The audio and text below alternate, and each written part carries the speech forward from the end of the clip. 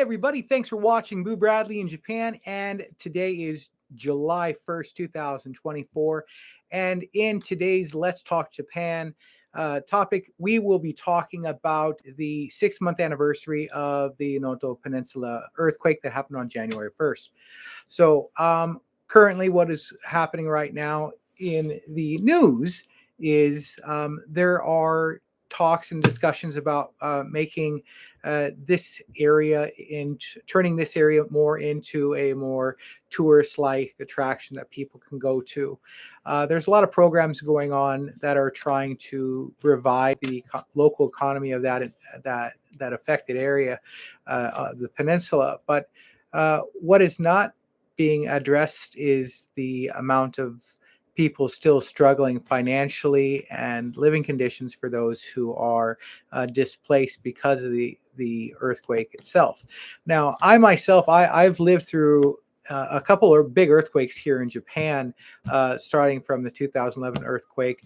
Though I wasn't in the impacted areas, I was living in Japan. So each time that there's been a major earthquake in this country over the past 18 years, I have been here and I have seen both the struggles of everyday people and how leadership is minimizing their risk, and at the same time is not giving the people the tools that they need to be successful, or giving them the opportunity such as to volunteer, as we've seen in many cases, mainly because of looters.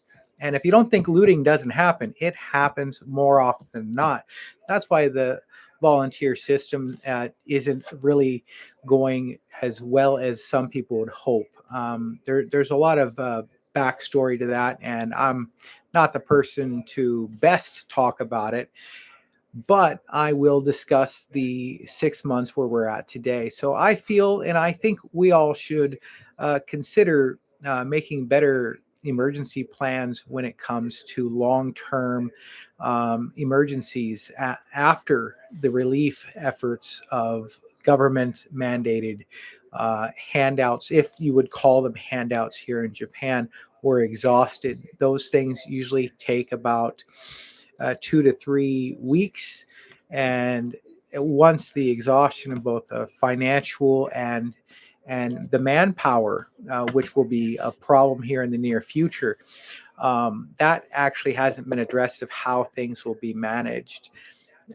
I'm actually quite disappointed in how those people on the peninsula have been treated by big government, not local government. Local government has been doing a fair job of trying to communicate and get loans and everything to make sure that the people our spirits are up. But it's not working 6 months later. And of course, every country has the same problem. But Japan, like always, Japan usually finds the best and simplest way solution to fix things. Take the pothole or the sinkhole that was created in front of a very popular stock exchange a couple years ago. Money wasn't an option there, and that sinkhole only took a couple days to fix. Now that's just one small example of the ingenuity of the people and how they get things to be working. Excuse me one second. William, can you turn that down, please? All right, just a shout out to my son. All right, so going back to it, yeah, I think that the peninsula itself is a great area. I hope someday to take my own son to go visit there, but I hope that the economic problems that are current and continue to be troublesome to the people in that area be a little bit more useful. When I say useful, I mean I wish that the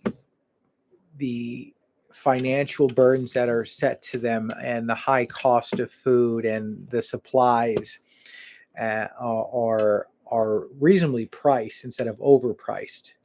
The price of services to fix or to repair pipes or to rebuild their home, I would really hope, and you guys would also agree with me, that the insurance companies should be looked at right now after 6 months of what insurance companies are not fulfilling their obligation, and which ones are forcing homeowners to just take it to the courts. And that usually those are civil lawsuits, and those themselves will take 6 to 7 years.